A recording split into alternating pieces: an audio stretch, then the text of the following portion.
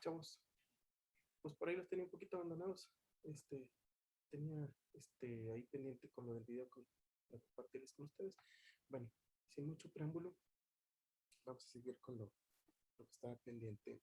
Tenemos ahí que el último tema que era semiconductores tipo N y tipo P, que es parte de la unidad uno, y luego ya de ahí brincamos a las demás, a la siguiente unidad. Eh, Tenemos por aquí lo que son los semiconductores. Por ahí les pregunté en la última sesión, si mal no recuerdo, qué era un semiconductor. Eh, bueno, tal y como lo tenemos aquí en pantalla, pues son elementos que tienen cierta conductividad eléctrica. Esta muy inferior a la de los conductores metálicos, tales hablamos como cobre, aluminio, bueno, en realidad cualquier metal, y los utilizados como superconductores, bueno, casi superconductores, ya son otra cosa mucho más avanzada. Tenemos lo que es el oro y la plata.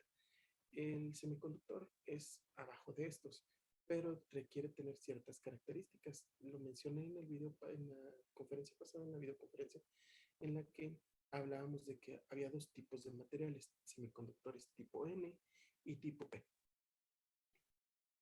Estos semiconductores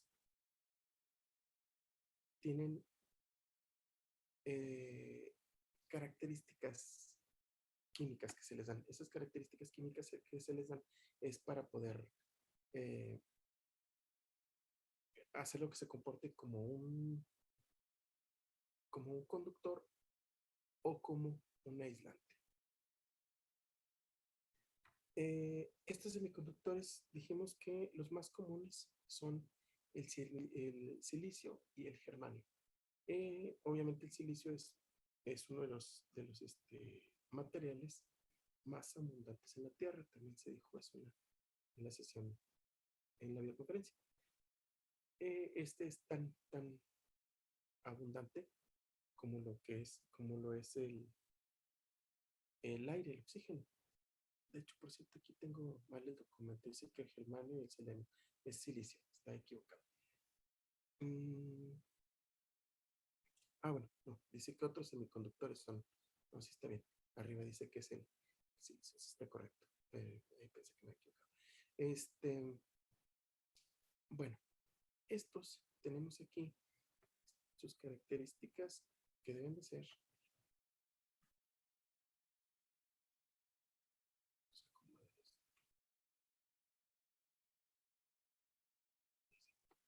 Tenemos entonces que el átomo de silicio, hablando específicamente de silicio, debe tener 4 electrones en su última capa de valencia.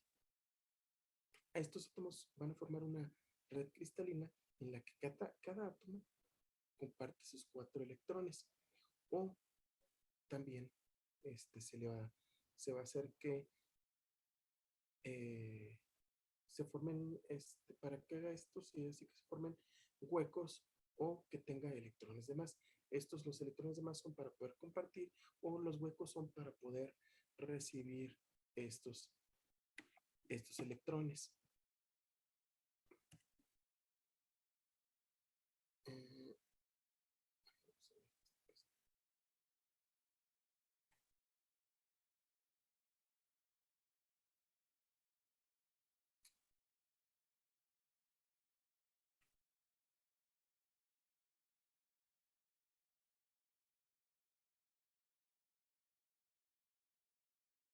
bueno,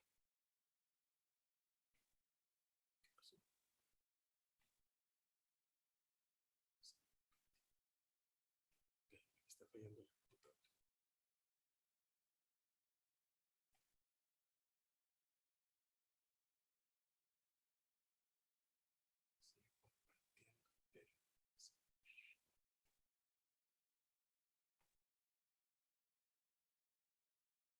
Bueno, a temperatura ambiente, algunos de estos electrones de valencia absorben suficiente energía para poder liberarse de este enlace covalente y moverse a través de la red cristalina. Hablamos del cristal de silicio. y estos se convierten entonces en electrones libres. Pero estos electrones eh, que se dice que han roto el enlace, se tienen que someter a un potencial eléctrico, una diferencia potencial.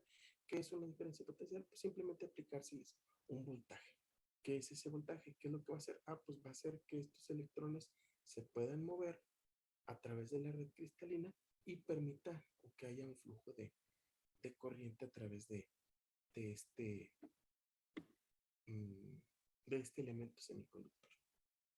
Bueno, eh, aquí en el diagrama, no, el dibujo que tenemos en pantalla, pues aquí tenemos dibujada, aquí lo estoy señalando con el mouse, tenemos una batería. Este lado es el polo positivo y este lado es el polo negativo. Entonces, al conectar la batería, lo que sucede es que empiezan a salir electrones con carga negativa, entonces se van a dirigir hacia el lado negativo del elemento semiconductor. Entonces, se genera una diferencia potencial entre este punto y este otro punto. Entonces, los electrones que se encuentran libres en la red cristalina o en el elemento semiconductor, pues van a ser atraídos hacia el polo positivo. Va a ocurrir lo mismo que con los imanes, ¿sí? Entonces, estos electrones con carga negativa van a ser atraídos hacia el polo positivo de la batería y va a empezar a haber un flujo de electrones. Ahorita lo dibujo en más adelante para que sea un poquito más gráfico. Bueno, este flujo de electrones entonces va a permitir que eh, haya movimiento a través de ese elemento semiconductor. Entonces, al haber un movimiento de electrones en este semiconductor, pues se comporta como un conductor. Si queremos que se comporte ahora como un material aislante, bueno, pues entonces este se tendría que conectar en sentido opuesto a la batería. Al conectarse en sentido opuesto, se va a comportar como un aislante. Déjenme les muestro, hago un dibujo, un diagrama para mostrárselos.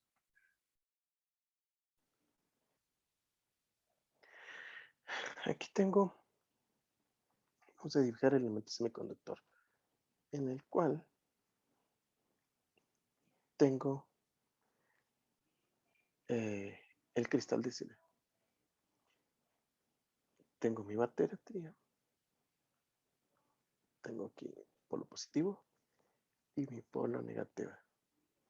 Negativo no lo indico. Entonces lo conecto y en este tengo mis átomos que tienen huecos y tengo mis átomos que tienen electrones libres.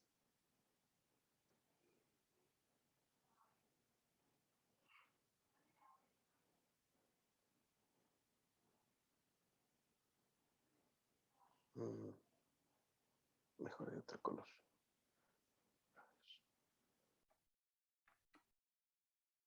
Antes del diagrama, necesitamos saber esto, que son los semiconductores tipo P y tipo N, porque eso es parte de la explicación del dibujo, se me estaba pasando. Bueno, como aquí dice, el átomo de cristal deja un hueco, pero también hay un átomo de cristal en el que tiene un átomo que es para compartir. Es decir, cuando estos materiales se forman, el material semiconductor se le dan ciertas características eh, eléctricas con el proceso químico que lleva el material semiconductor. Este proceso químico se le llama dopaje. Este dopaje es para, en su última capa de valencia, quitarle un electrón, perdón, quitarle el electrón y a otros átomos ponerles un electrón sobrante para que tengan este átomo este electrón, otra vez, este electrón para que pueda ser compartido. Y la unión de estos dos materiales forman el semiconductor más básico. Cada material es, dependiendo de su dopaje, es material semiconductor tipo P o material semiconductor tipo N.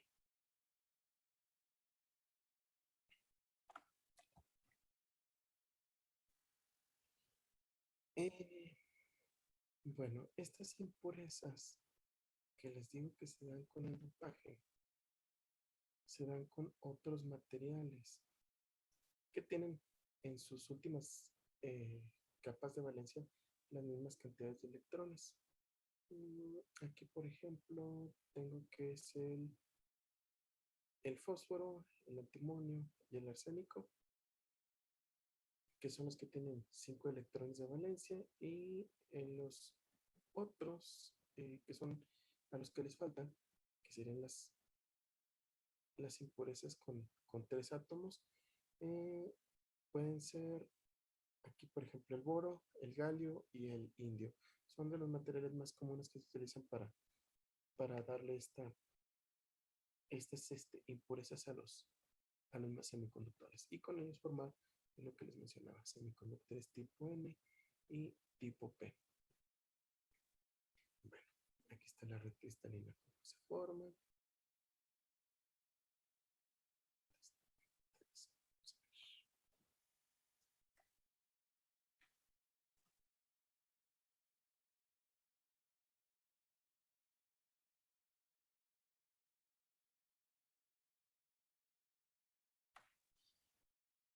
Bueno, ya formadas estas redes cristalinas con sus huecos y con sus electrones libres en ambos materiales semiconductores, el material semiconductor tipo P y tipo N, bueno, entonces ya nos queda la unión de estos dos materiales, dijimos, un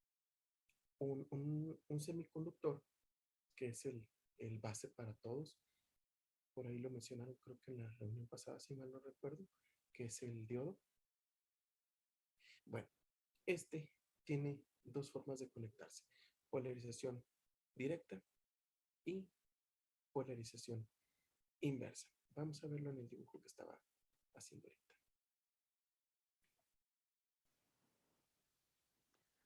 Bueno, aquí tenemos el material semiconductor, pero ya con la unión, entonces tenemos separado el material semiconductor. Tenemos, dijimos, huecos.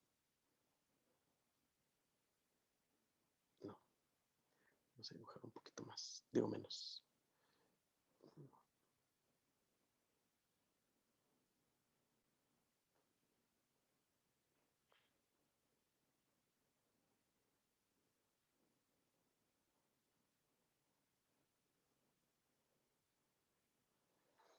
Ahí está. Los rojos son los que tienen electrones libres y los azules son los que tienen huecos.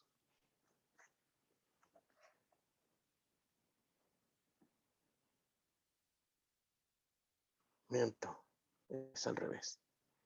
Es al revés. Aquí está mi batería. Ok. Ahora sí. Tenemos polo positivo de la batería. ¿Qué es lo que va a ocurrir dentro del semiconductor? Tenemos electrones libres en esta parte, y acá tenemos huecos. ¿Qué es lo que va a ocurrir? Bueno, pues entonces, al conectar la batería, tenemos electrones que van a circular en este sentido, puesto que son carga negativa. Y por el otro lado, los electrones que están libres dentro del cristal de silicio o del cristal semiconductor, estos solamente pueden ser compartidos a la parte en la que tienen hueco. Entonces van a brincar hacia este lado y empezar a rellenar todos los huecos. Una vez que se rellenan todos los huecos, empieza a haber flujo de electrones a través del semiconductor. Entonces, aquí lo vamos a tener conectado en polarización directa. Esto quiere decir que el polo positivo de la batería va al polo positivo del semiconductor y el polo negativo de la batería va al polo negativo del, del semiconductor, del semiconductor. Bueno, esto va a permitir que haya un flujo de corrientes o electrones a través de él. Pero para que esto haya, tiene que haber mínimo una diferencia de potencial. Este diferencia de potencial es, dependiendo del semiconductor que se utilice, es el, en promedio el 0.7 volts para el silicio y para el germanio tiene un promedio de 0.5 volts aproximadamente. Em, vamos a borrar esto. Vamos a borrar esto de aquí.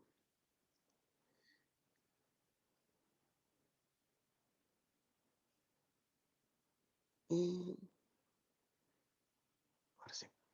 Bueno, les decía, para el semiconductor de silicio requiere un mínimo de 0.7. Este es un promedio. Dependiendo de dónde busquen la información, se lo van a encontrar un poquito más, un poquito menos, pero en promedio anda en 0.7 para el silicio. Entonces, hablamos de que la batería, como mínimo, para que empiece a haber un flujo de corriente a través de ese dispositivo, pues tiene que proporcionarme como mínimo los 0.7 volts para que éste permita que haya conducción. Y que rompa este punto intermedio que se llama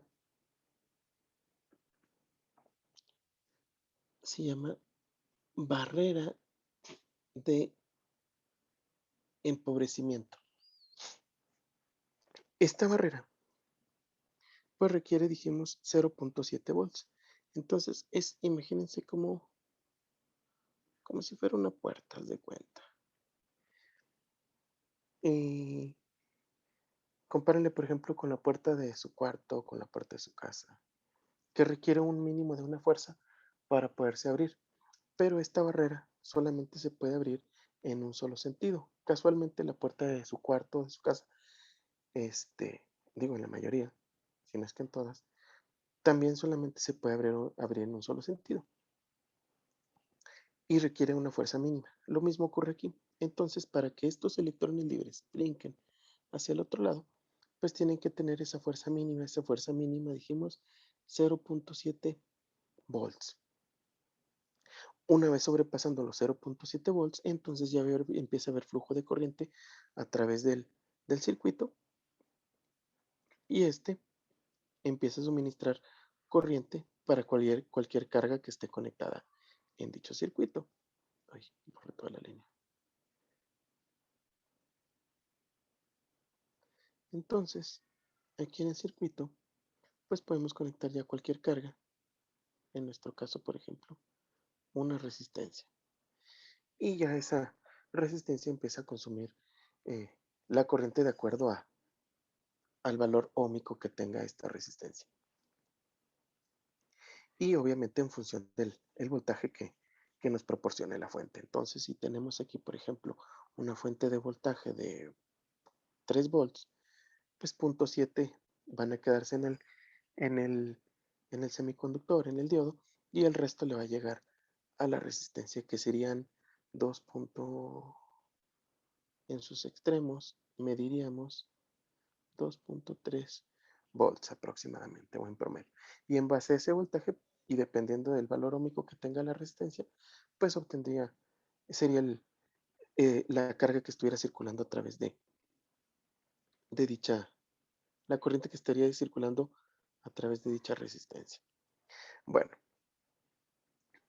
y regresando a la barrera de empobrecimiento, esta funciona así en polarización directa. Pero ¿qué pasa en polarización inversa? Vamos a ver.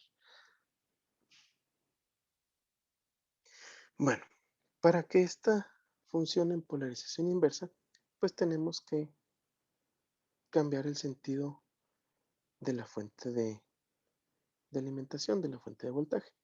Entonces conectamos en sentido opuesto y vemos qué ocurre. Tenemos polo positivo. ¿Qué es lo que va a ocurrir en este caso?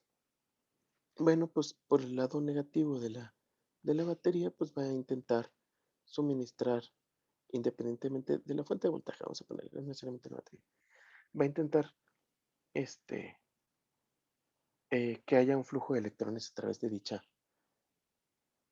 dicho eh, conductor. Al llegar al semiconductor,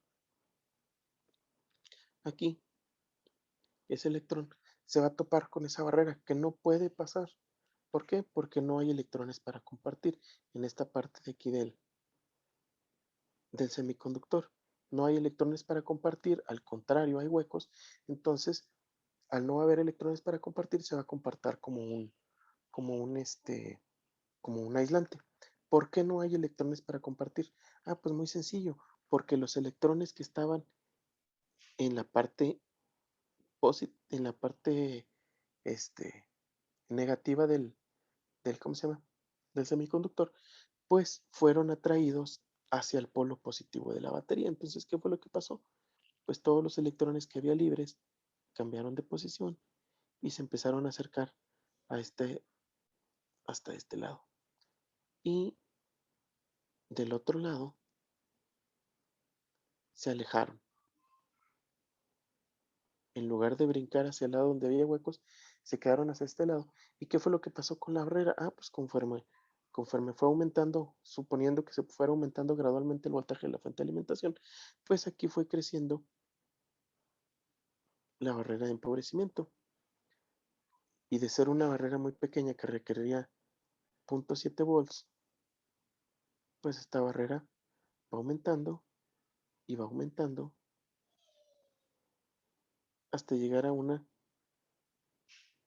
barrera que requiere una diferencia potencial mucho más grande, tal cual lo hace un aislante.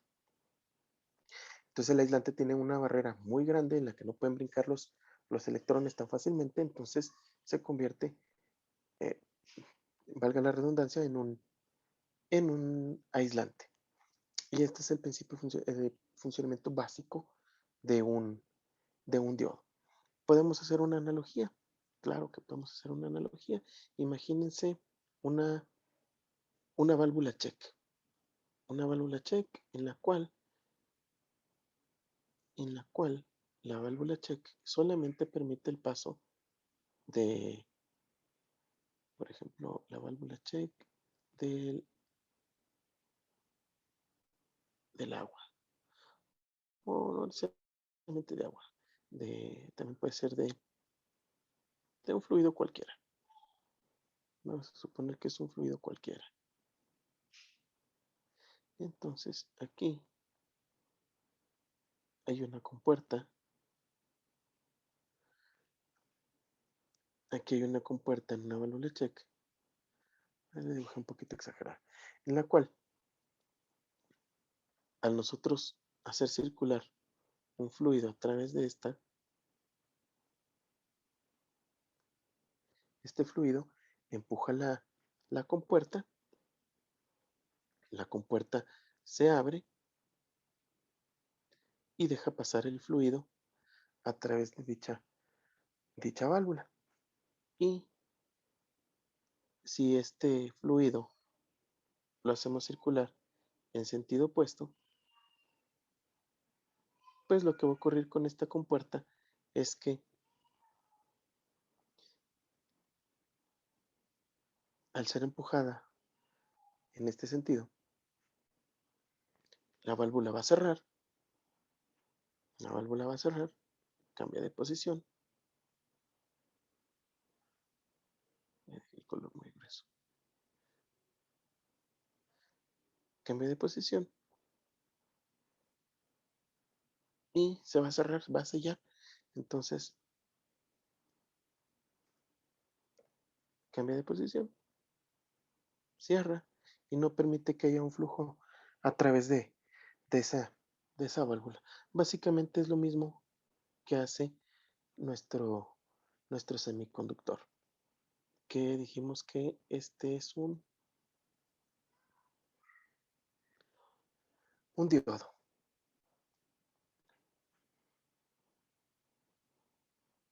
Bueno,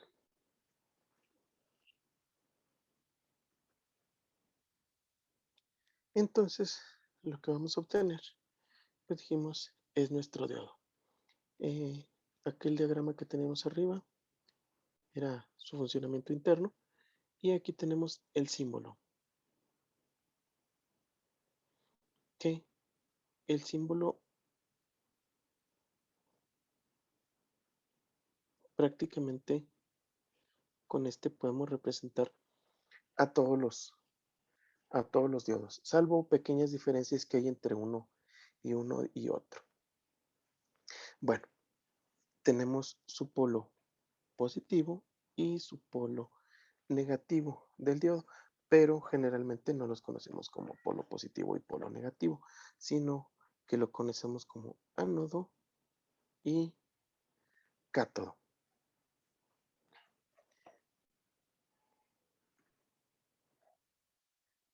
Aquí tenemos la apariencia real del diodo, en la cual dijimos que tenía un polo positivo y uno negativo. Este es el polo positivo y este es el polo negativo, que dijimos que se llama ánodo y cátodo. Esta sería la representación física de un diodo, en la cual tenemos una franja que nos indica cuál es el polo negativo, cuál es el cátodo de este diodo. Y por el otro lado, pues tenemos el ánodo. En este caso viene en una presentación en negro, en pasta negra, pero también vamos a encontrar diferentes presentaciones. Aquí tenemos, por ejemplo, esta presentación en vidrio transparente. Igual nos indica que la franja negra, en este caso, es hacia donde se encuentra el polo negativo, o el cátodo, y al otro lado, pues el ánodo. Y aquí tenemos otra representación gráfica donde vemos diferentes tipos de diodos, de diferentes, todos en diferentes presentaciones. Pero todas las presentaciones es muy probable que las veamos. Las del lado izquierdo, las dos del lado izquierdo, son ya prácticamente presentaciones de potencia, en las que pocas veces las vamos a ver, pero sí es probable que las veamos. Sobre todo en máquinas grandes, por ejemplo, en un drive, en un control de velocidad motor, ahí vamos a encontrar de los de potencia. O, por ejemplo, en un carro, en el alternador también podemos encontrar diodos. O, por ejemplo, también en una máquina de soldar, también vamos a encontrar diodos de potencia.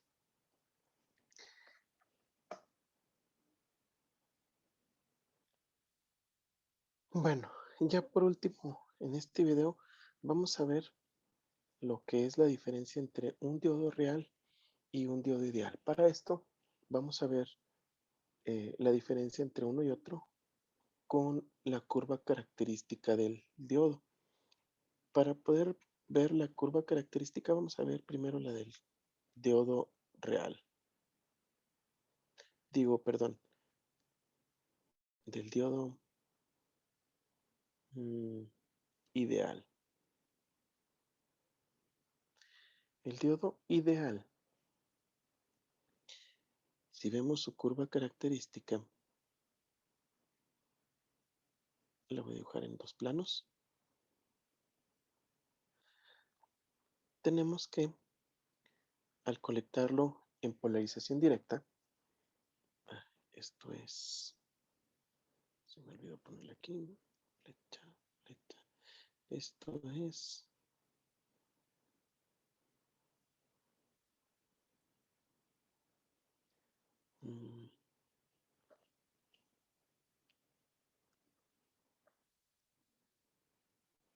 voltaje y corriente.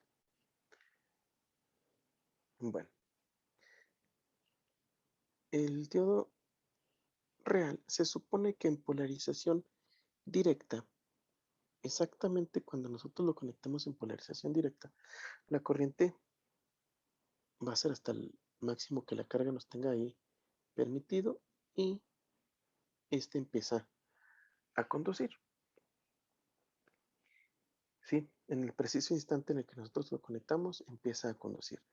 Y si lo conectamos en polarización inversa, se supone que nunca, nunca, nunca, jamás de los nunca, por mucho que subamos el voltaje, este va a subir, va a aumentar la corriente, entonces por lo tanto no va a conducir. No hay flujo de corriente, no conduce por mucho que elevemos el voltaje. Entonces, acá podemos elevar el voltaje hasta infinito si nosotros queremos y nunca va a conducir. Y en polarización directa, este va a conducir y va a haber un flujo de corriente a partir del momento que lo conectemos. Pero en este caso hablamos de un diodo ideal. No existe. Requiere de ciertas condiciones físicas para que este funcione, que era lo que les mencionaba ahorita en la otra explicación. Entonces, tenemos, bueno, ¿por qué diodo ideal? Antes de, para ciertos cálculos, pues lo vamos a considerar así, como tal, como diodo ideal. Pero ya al hacer nuestras aplicaciones, para darle nuestra aplicación ya física en un circuito, pues tenemos que considerar qué tipo de diodo estamos usando y qué caídas de voltaje o de corriente puede llegar a tener. Pero, por ejemplo, para el estudio matemático podemos considerarlo como un diodo ideal. Y regresando al diodo real, pues tenemos igual su curva característica, voltaje, corriente, y dijimos que pues requiere de un mínimo de una diferencia potencial para que empiece a conducir. Empezamos a elevar el voltaje al llegar a sobrepasar esta diferencia potencial que requiere, este voltaje que requiere de 0.7 volts para el silicio o 0.5 volts para el germanio. Dijimos que esto es en promedio, depende de dónde saquen información, pero son los términos más que se pueden considerar más comunes. Bueno, al llegar a este voltaje, rompe la barrera, esa barrera de que tiene la barrera de empobrecimiento y empieza a conducir hasta que se estabilice. Y ya. Sentido contrario, polarización inversa. En polarización inversa tenemos que podemos ir aumentando el voltaje todo lo que queramos, hasta que llega a un punto en el que empieza a conducir. Hablamos de que es un diodo real. No vamos a poder llegar hasta infinito para poder hacer que esté a un voltaje infinito y jamás va a conducir. No, en este caso va a llegar a un punto un punto máximo, y esto se le llama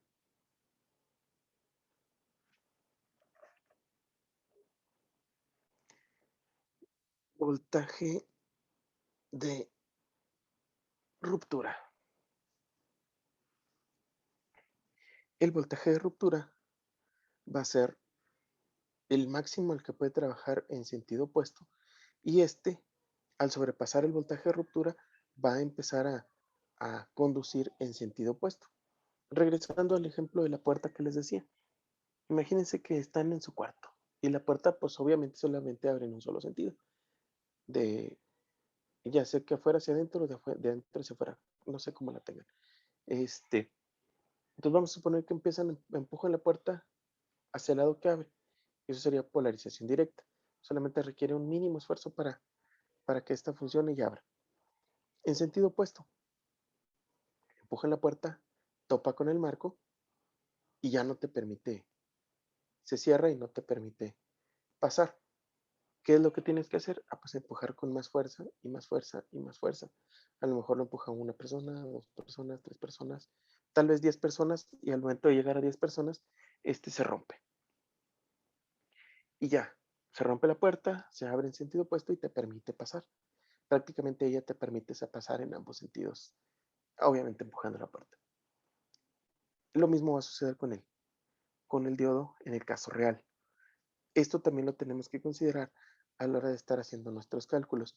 El voltaje de ruptura va a depender de las características que tenga el diodo. Esto, para poder saber qué características tiene, pues tenemos que analizar, revisar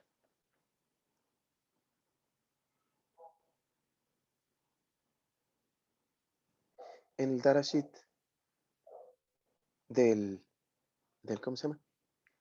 Del diodo con el que estemos trabajando. Ahí vamos a encontrar todas sus características que nos pueden servir para, para poderlo trabajar físicamente. Una cosa es hacer nuestros circuito, nuestro diagrama matemático en el cuaderno, en el que lo consideramos de esta manera, como diodo ideal, y otra cosa va a ser cuando empecemos a trabajar con nuestro dispositivo real. Aquí tenemos el real y por el otro lado teníamos el ideal. Bueno, hasta este punto le vamos a dejar en este video. Esperen el que sigue para continuar y yo creo que ya a partir de ahí seguirían algunas prácticas, bueno, unos cálculos, unos ejercicios más bien, unos ejercicios que tenemos que hacer y después prácticas.